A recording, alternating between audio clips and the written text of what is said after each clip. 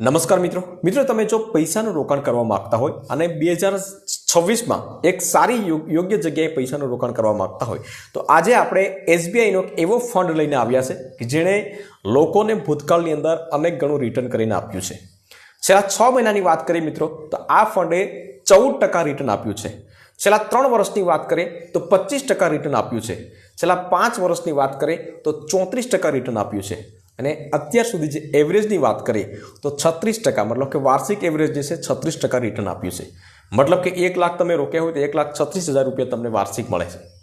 તો કયો ફંડ છે એના વિશે વિગતવાર વાત કરીશું આપણા વિડીયોના માધ્યમથી, પરંતુ એના પહેલાં એક રિક્વેસ્ટ કરીશ મિત્રો કે જો તમે આવા પૈસા રોકાણ અને સાચી જગ્યાએ પૈસાનું રોકાણ કરી શકો આવા વિડીયો જો તમે જોવા માંગતા હોય તો સૌપ્રથમ આપણી આરબી ઓનલાઈન ચેનલને સબસ્ક્રાઇબ કરી દેજો મિત્રો અને વિડીયોને લાસ્ટ સુધી જોતા રહેજો તો આ ફંડ વિશે તમને તમામ માહિતી સચોટ ભાષામાં માહિતી મળી રહેશે। તો ચાલો શરૂ કરીએ। તો વિગતવાર વાત કરીશું મિત્રો આપણે એસબીઆઈનો જે આ મ્યુચ્યુઅલ ફંડ જે છે બેસ્ટ મ્યુચ્યુઅલ ફંડ કહી શકાય 2026નો, કારણ કે એણે અત્યાર સુધી જે છે રિટર્ન પર એટલું જ આપ્યું છે। તો અહીંયા આર્ટિકલના માધ્યમથી મેં તમામ ડિટેલ આપેલી છે। સૌપ્રથમ વિડીયો એક વખત જોઈ લો અને ત્યાર પછી કોઈ વસ્તુ ન સમજાય તો આ આર્ટિકલની લિંક હું નીચે ડિસ્ક્રિપ્શન બોક્સમાં રાખી દઈશ, તો ત્યાંથી તમે ચેકઆઉટ કરી શકશો। હવે વાત કરીએ આ મુદ્દાઓ જે છે અમુક મુદ્દાઓ બેઝિક મુદ્દાઓ જે છે એના વિશે વાત કરીએ આપણે તો કેટલા રોકાણ કરવાથી કેટલા રૂપિયા મળી શકે છે, मतलब કે કેટલા રૂપિયા રોકાણ કરવાથી કેટલા રૂપિયા તમને મળી શકે છે, શું આ પ્લાન સૌથી બેસ્ટ માની શકાય, બિલકુલ માની શકાય, કેટલી કંપનીઓમાં આ ફંડ જે છે એ રોકાણ કરે છે એના વિશે પણ વાત કરીશું। ફંડ સાઇઝ मतलब કે એમાં કેટલા લોકોએ રોકાણ કર્યું છે કેટલા કરોડ રૂપિયાનું તો એના વિશે પણ વાત કરીશું। એનએવી मतलब કે નેટ એસેટ વેલ્યુ જે છે કેટલી છે, કેટલા વર્ષ પૈસા રોકવાના છે, કેટલા વર્ષમાં તમને કેટલું રિટર્ન મળશે એના વિશે પણ વાત કરશું। વચ્ચે પૈસા ઉપાડી શકો કે નહીં ખાસ, બરાબર, ઘણા બધા મિત્રોનો ક્વેશ્ચન હોય છે તો એના વિશે વાત કરીશું આપણે। તો એક સારી જગ્યાએ તમારે પૈસા ઇન્વેસ્ટ કરવાના હોય તો આ ફંડ જે છે આ વિડીયો જે છે એને લાસ્ટ સુધી જોતા રહેજો। એસબીઆઈ સૌથી વધારે મ્યુચ્યુઅલ ફંડ હેન્ડલ કરવાવાળી કંપની છે। એસબીઆઈનું અત્યાર સુધીનું મ્યુચ્યુઅલ ફંડ ટોટલ મ્યુચ્યુઅલ ફંડની વાત કરીએ આપણે તો 11 લાખ કરોડ જેટલું મ્યુચ્યુઅલ ફંડ જે છે એ ફક્ત એકલી એસબીઆઈ જે છે એ હેન્ડલ કરે છે। તેનો મતલબ એ થયો મિત્રો કે લોકો જે છે હજી પણ એસબીઆઈ ઉપર ભરોસો કરે છે અને દિવસે દિવસે આમાં રોકાણ વધતું જાય છે। આ ફંડની વાત કરીએ મિત્રો તો ભૂતકાળમાં જે છે લોકોને જબરજસ્ત રિટર્ન આપ્યું છે। મતલબ કે આજથી 5 વર્ષ પહેલાં તમે ફક્ત 75,000 રૂપિયાનું રોકાણ કર્યું હોત તો આજે તે અંદાજિત કિંમત જે છે 3 લાખ અથવા તો 3 લાખ કરતાં પણ વધારે થઈ ગઈ હોત। કોઈ પણ મ્યુચ્યુઅલ ફંડમાં લાંબા ગાળાનું જો રોકાણ તમે કરો મિત્રો તો જ તમારા માટે ફાયદાકારક છે અને એનું કેલ્ક્યુલેશન પણ તમને હું હમણાં કરીને બતાવીશ કે કેટલું ફાયદાકારક હોય છે।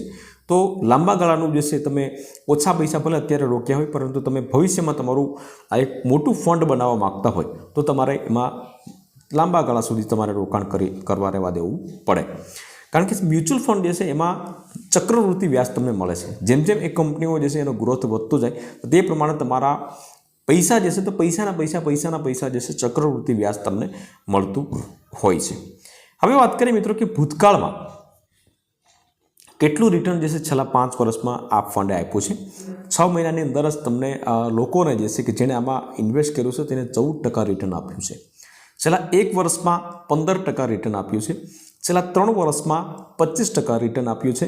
છેલ્લા 5 વર્ષમાં 34% અને અત્યાર સુધી ઓન એન એવરેજની વાત કરીએ વાર્ષિક રિટર્નની વાત કરીએ તો 36% રિટર્ન આપ્યું છે। હવે વાત કરીએ મિત્રો કે આ ફંડનું નામ શું છે તો ફંડનું નામ પણ હું તમને જણાવી દઉં, SBI Magnum children's benefit fund investment plan direct growth, બરાબર, ઘણું બધું મોટું નામ છે, તમને કદાચ યાદ ન રહી તો અહીંયા આર્ટિકલમાં લખેલું જ છે, બરાબર, તમે ગમે ત્યારે પણ તમે વાંચી શકો છો અને એના વિશે વિગતવાર માહિતી પણ તમે મેળવી શકશો, નીચે લિંક આપેલી છે।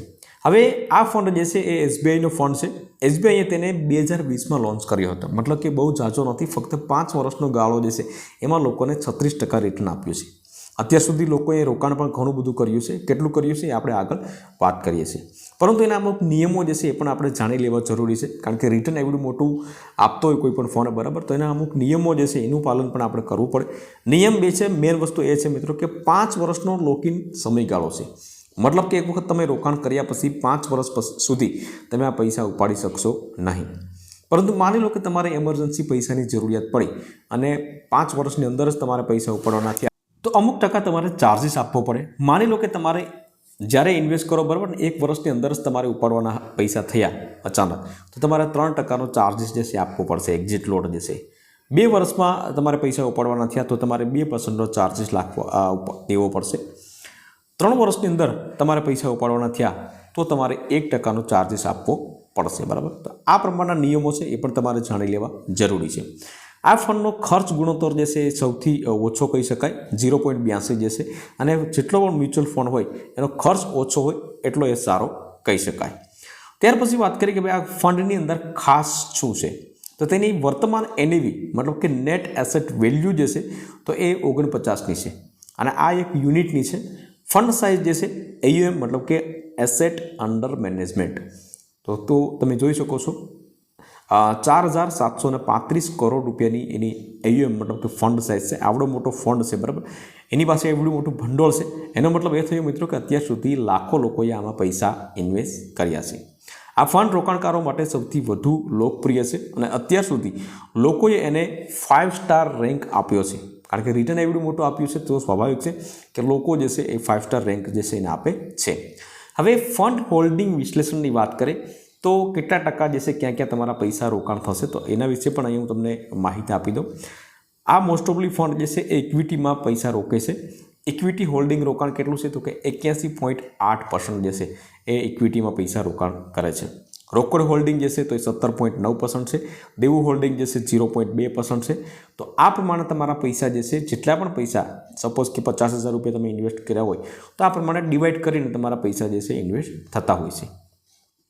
બીજી વસ્તુ તમને ખાસ જણાવી દઉં મિત્રો કે આ 34 કંપનીઓ જે છે તેમાં મ્યુચ્યુઅલ ફંડ જે છે ઇન્વેસ્ટ કરે છે. બરાબર, તો એમાં માની લો કે 34 કંપનીઓમાં એકાદો ફંડ એવો હોય કે એક બે કંપની હોય કે એનું મતલબ કે પરફોર્મન્સ જે છે નબળું હોય, તો ફંડના એટલો મેનેજમેન્ટ હોય, આ ફંડની અંદર એટલું બધું મતલબ કે એનાલિસિસ હોય. બરાબર, આપણા કરતાં વધારે ઘણું બધું એનાલિસિસ હોય, કારણ કે એવડો મોટો ફંડના પૈસા જે છે એ ભંડોળ ઇન્વેસ્ટ કરતા હોય તો એની પાસે એવા લોકો પણ હોય છે કે એક કંપનીઓ જે છે એને તરત બહાર કાઢી અને બીજી કંપનીઓ જે છે એને ઉમેરતા હોય છે. એટલા માટે પૈસાઓ જે છે એનું જોખમ આ મ્યુચ્યુઅલ ફંડની અંદર બહુ ઓછું હોય છે, રિટર્ન વધારે મળે છે. બરાબર, તો એ પણ હું તમને જણાવી દઉં. તો આ ફંડમાં કેટલા દેશ મતલબ કે 34 પ્રકારની મોટી જે કંપનીઓ છે ભારત દેશની, તો એમાં એ રોકાણ કરે છે. એમાંથી અમુક કંપનીઓના નામ તમને હું જણાવી દઉં છું. એક છે Hatsun agro product limited, Muthoot finance limited, State Bank of India, ટ્રાવેન્યુઝ technology, Adani power limited, ReNew energy global, HDFC bank, Ather energy limited. તો આવી 34 પ્રકારની કંપનીઓ છે એમાં આ ફંડ રોકાણ કરે છે. અને એ ફંડ, આ કંપનીઓ જે છે એને મતલબ કે રિટર્ન પર એટલું જ આપ્યું છે ત્યારે જ મ્યુચ્યુઅલ ફંડ જે છે આ ફંડ જે છે લોકોને 36% રિટર્ન આપ્યું છે. તો જેમ જેમ આ કંપનીઓ આગળ વધતી જશે, પરફોર્મન્સ સારું થતું જશે, એ જ પ્રમાણે તમારા પૈસા પણ આગળ વધતા જશે. આ ફંડમાં રોકાણ કેવી રીતે કરવું? બરાબર, તો આ ફંડની અંદર રોકાણ તમે બે માધ્યમથી કરી શકો છો મિત્રો.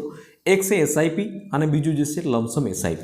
તો SIPમાં જે છે તમારે હર મહિને 500 રૂપિયાથી શરૂઆત કરી શકો છો, મેક્સિમમ કોઈ લિમિટ નથી. મતલબ કે એમાં હર મહિને પૈસા તમારા ખાતાની અંદરથી કપાઈ જશે.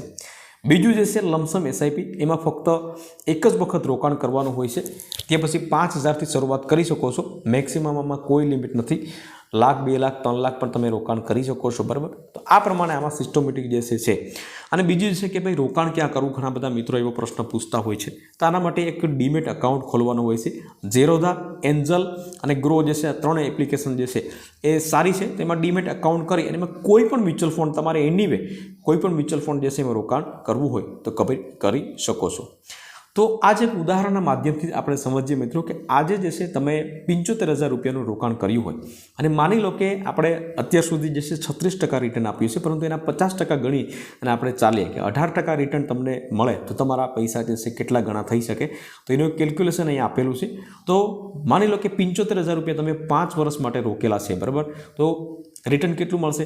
96,582 રૂપિયા. કુલ રકમ જે છે એમાં 75,000 એડ કરીએ આપણે તો કેટલા થશે? 1,71,582 રૂપિયા. 10 વર્ષ માટે તમે ઇન્વેસ્ટ કર્યું છે તો એનું રિટર્ન જે છે 3,17,538 રૂપિયા. ટોટલ મળીને વાત કરીએ આપણે તો 3,92,538 રૂપિયા થશે તમારા. 15 વર્ષ માટે તમે ઇન્વેસ્ટ રાખ્યા હોય છે, મતલબ કે એ જ 75,000 રૂપિયા જે છે 15 વર્ષ માટે તમે જમા રહેવા દીધા તો કેટલા થશે? 8,23,031 રૂપિયા. અને ટોટલ મળી અને ₹98,031 તમને મળવાપાત્ર રહેશે। ત્યાર પછી વાત કરીએ મિત્રો કે એ જ પૈસા જે છે તમે 20 વર્ષ માટે તમે રોકાણ કરેલા હોય તો 20 વર્ષમાં તમારા એ 75,000 કેટલા થશે? 19,79,478 રૂપિયા અને ટોટલ મળી અને 20,54,000 રૂપિયા જેટલી રકમ થશે, બરાબર। તો તમે જોઈ શકો છો મિત્રો 20 વર્ષથી 25 વર્ષમાં કેટલા રૂપિયા જે છે તમારા 20 લાખ જે છે તો ક્યાં પહોંચી જાય છે તમે જોઈ શકો છો। એ જ 20 લાખ જે છે એ ટોટલ મળી અને 47 લાખ રૂપિયા જેટલા રકમ થઈ જાય છે। એટલા જ માટે કહીએ છીએ મિત્રો કે મ્યુચ્યુઅલ ફંડની અંદર તમે જેટલા વર્ષ વધારે ઇન્વેસ્ટ રાખશો તો એટલા જ તમને વળતર વધારે મળવાપાત્ર રહેશે, બરાબર। તો આ પ્રમાણે જે છે તમારા પૈસા ચક્રવૃત્તિ વ્યાજ સાથે જે છે વધતા હોય છે મિત્રો। આમાં રોકાણ કરવાની કોઈ પણ સલાહ અમે નથી આપતા, તમારે એક સચોટ માહિતી મળી રહે એ લીધે આ વિડીયો બનાવવામાં આવ્યો છે મિત્રો। તો આ આર્ટિકલની લિંક હું નીચે ડિસ્ક્રિપ્શન બોક્સમાં રાખી દઈશ, તો જ્યાંથી તમે ચેકઆઉટ કરી શકશો। વિડીયો ગમ્યો હોય તો વિડીયોને એક લાઇક જરૂરથી કરી લેજો, શેર કરજો અને ચેનલ ઉપર નવા આવ્યા હોય તો ચેનલને સબસ્ક્રાઈબ જરૂરથી કરી લેજો।